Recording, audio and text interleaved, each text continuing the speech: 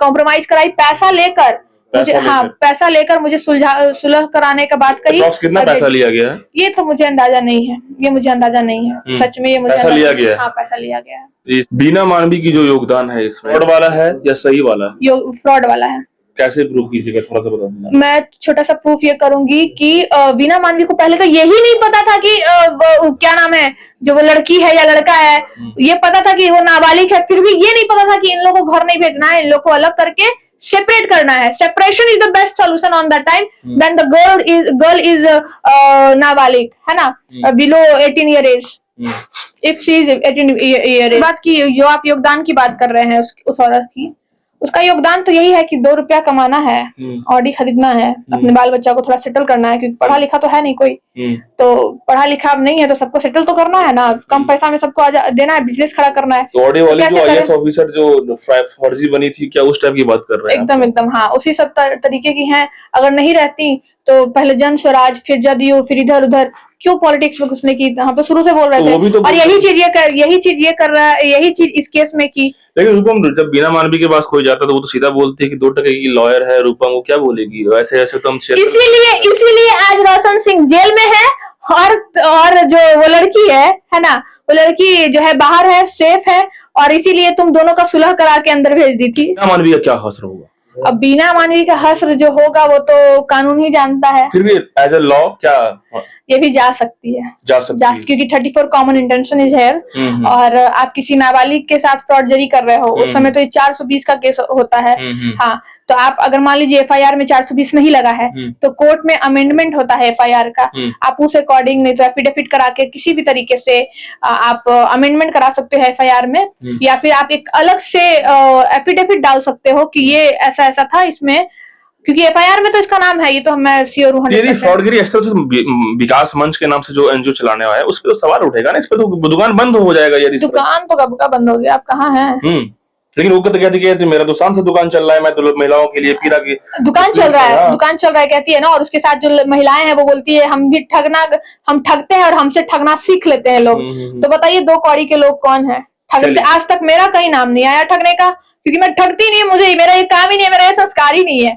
ठगा ठगी करना इट मीन्स आप बहुत छोटे ठग लोगे, करोड़ बना लोगे। बीना मानवी पैसा कमाने के लिए काम की फ्रॉडगिरी का, वो भी आप पे आरोप लगा सकती है कि नहीं रूपम जो है लगाए, और क्या देखेंगे हम कानून प्रक्रिया से, वो भी पैसा कमाने के लिए काम कर रही है। करे पैसा हर कोई कमाता है, आप भी पैसा कमाने के लिए यूट्यूब चला रहे हैं, हम भी चला रहे हैं, लेकिन किसी के आंसू पर से किसी को धोखाधड़ी करके नहीं। गलत बोल रहे हैं तो बताइए। बिल्कुल, किसी के आंसू पर से पैसा उठाने का काम ना रूपम का है, ना आपका है, ना हमारे आदर्श माननीय नीतीश कुमार का है, माननीय मुख्यमंत्री नीतीश कुमार जी का है। उनको भी बदनाम करने का काम की है। फ्रॉड नहीं है तो ये क्या है, थुका चाटा? कभी जन स्वराज पहुंच रही है, हम तो कब का भविष्यवाणी, आप देखिए मैं भविष्यवाणी भी करती हूँ, मैं तो भविष्यवाणी करती हूँ ना कि सब कुछ। पहले जन स्वराज पहुंची, फिर चिराग पासवान, फिर ठगी देखिए इनसे, खान सर से सिलाई मशीन ठगी, और क्या बोली, कभी कहीं नाम ली कि हम सिलाई मशीन हमको दिए खान सर, कभी बोली? लेकिन खान सर मासूम इंसान, भले इंसान, कि इसको सिलाई मशीन भी दे दिए। सब कुछ ठीक चल रहा था तभी तो कम्प्रोमाइज किया कोई एडवोकेट के द्वारा। आप बताइए, कोई भी एडवोकेट, कोई भी समाज सेविका, कोई भी असामाजिक तत्व नाबालिग का कॉम्प्रोमाइज करा सकता है जब सुप्रीम कोर्ट कह रहा है? इसमें जो एडवोकेट कराए हैं वो भी फंसेंगे।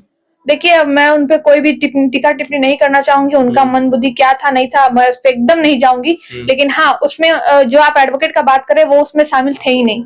जो महिला की न्याय दिलाने वाली महिला है इसमें, बीना मानवी जी, वो तो थी, वो तो उसका तो अहम योगदान था। उनका क्या होगा इसमें? उसका अहम योगदान था, और उस पर जब ये केस हुआ था एफआईआर, उसमें उनका भी नाम है। उसका नाम ये है कि उसका इसमें साफ साफ लिखा हुआ है कि यह महिला विकास मंच की ये थी, वो थी, और उसका जो रजिस्ट्रेशन नंबर, हाँ कॉम्प्रोमाइज कराई, पैसा लेकर मुझे, हाँ पैसा लेकर मुझे सुलह कराने का बात कही। कितना पैसा लिया गया है? ये तो मुझे अंदाजा नहीं है, ये मुझे अंदाजा नहीं है सच में, ये मुझे पैसा लिया गया है। हाँ पैसा लिया गया है, ये सब कॉम्प्रोमाइज करवाने का। एडवोकेट भी पैसा लिए होंगे तो उनका तो फीस रहता है, कोई भी एडवोकेट उनका फीस है ना, तो वो तो लेंगे ही ना, क्यों नहीं लेंगे? आप मेरे से सवाल करने आओ, मेरे से जवाब लेने आओ, मैं तो ये चीज बता दीजिए कि सब कुछ साथ में रहना था, सब कुछ शादी की बातें होने वाली थी, सब कुछ था, लेकिन उसके बाद जब नहीं रहा गया, नहीं रखा वो लड़का, उसके बाद फॉक्सो लगाया गया, तो डेट मीन्स ये फिर मामला जो है हौच पौच नहीं दिख रहा आपको?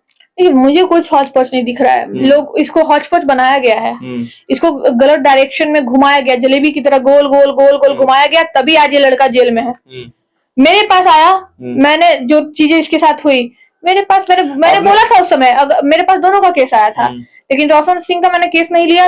रीजन था वो महिला, हाँ, वो सो कॉल्ड महिला के पास ये लोग गया है, एकदम हम इन लोग का केस नहीं लेंगे।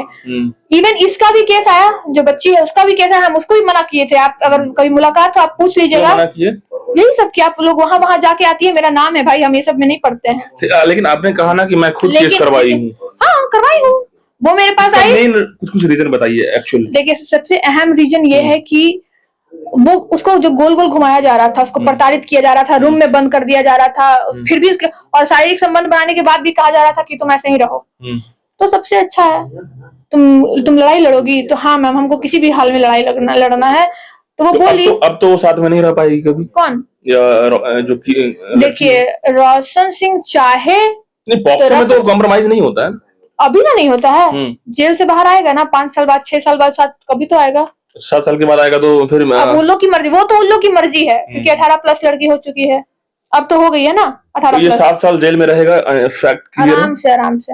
हाँ, बेल फाइल करेगा, बेल ग्रांट होगा, केस चलता रहेगा 7 साल 8 साल। लगता है कि जो केस अब लड़ रही हैं इसमें, हम लड़ नहीं रहे हैं, सॉरी मतलब केस जो देख रही हैं इसमें देख भी नहीं रहे हैं, उसी समय देखे थे, क्योंकि हम देख भी नहीं रहे हैं इस केस को, एकदम फैक्ट बात है, हम देख भी नहीं रहे हैं इस केस को। मैंने उस समय देखा था, सारा कुछ जो एडवाइस होता है हमारी तरफ से, जो लॉ कहता है, मैंने सारा एडवाइस किया, और कानूनी प्रक्रिया में मैंने जाने का इसको सलाह दिया, और कानूनी प्रक्रिया में मेरे वजह से गई थी। मैं इसको कानूनी प्रक्रिया में लेकर गई कि नहीं, अगर तुम्हारे साथ गलत हुआ है और तुम चाहती हो कि न्याय मिले, हम साफ बोल दिए थे कि हम मीडियाबाजी नहीं करेंगे, और मीडियाबाजी मैंने नहीं किया, मैंने कानूनी कार्रवाई किया। और मुद्दा आ रहा है, एक अहम पॉइंट आ रहा है कि आप बोले एडल्ट 18 के बाद जो है, जो इस तरह की करता है तो सही है, सेक्स कंसेंट जो भी है 18 के बाद जो करता है तो वो चलेगा, बट उससे नीचे जो है पॉक्सो लग जाएगा। हाँ। लेकिन अभी के टाइम में जो भी चल रहा है सिचुएशन, वो लगता है कितना एडल्ट में ही करता है, या कितना एडल्ट से पहले नाबालिग में ही करता है सेक्स को, तो लोग कर ही रहा है, कितना लोग पॉक्सो लगा रहा है, या फिर कितना लोग समझ नहीं रहा है। तो उसी को तो मैंने समझाया। देखिए, मैं डॉक्टर तो नहीं हूँ, मैं वकील हूँ, और एज पर लॉ में बताती हूँ। खबरें भी आ रही है, आपको दिन रात पता होगा, खबरें आ रही है, शॉर्ट में बता रही हूँ, मैं डॉक्टर नहीं हूँ कि सेक्स से संबंधित कुछ बताऊं। As a lawyer technically issue जो हो रहे हैं वो मैं बताती हूँ। 18 साल से कम बच्चियों के साथ अगर आप मर्जी हो या मर्जी ना हो, अगर आप शारीरिक संबंध बनाते हो, तो आप, अगर वो लड़की आप पर केस कर दे तो वो पॉस्को के अंदर चला जाएगा। लेकिन वही आप 18 से प्लस लड़की के साथ अगर आप शारीरिक संबंध बनाते हो एज पर लॉ, ठीक है, लेकिन उसका कंसेंट होना चाहिए। कंसेंट हुआ तो रेप नहीं आएगा, कंसेंट नहीं हुआ तो आप रेप में आ जाओगे, आप पे रेप के चार्जेस लगेंगे। और तो और अब नया एक कानून है, शादी का झांसा देते हुए यदि आप शारीरिक संबंध बनाते हो कि हम आपसे शादी करेंगे, नाबालिग से, हाँ, किसी से भी, वो तो किसी से भी, लेकिन नाबालिग से नहीं। नाबालिग में रेप आएगा, और एडल्ट से अगर आप शादी का झांसा करते हो तो सेक्शन 69 ऑफ BNS 2023 10 साल की सजा आपको कराएगा, 110%।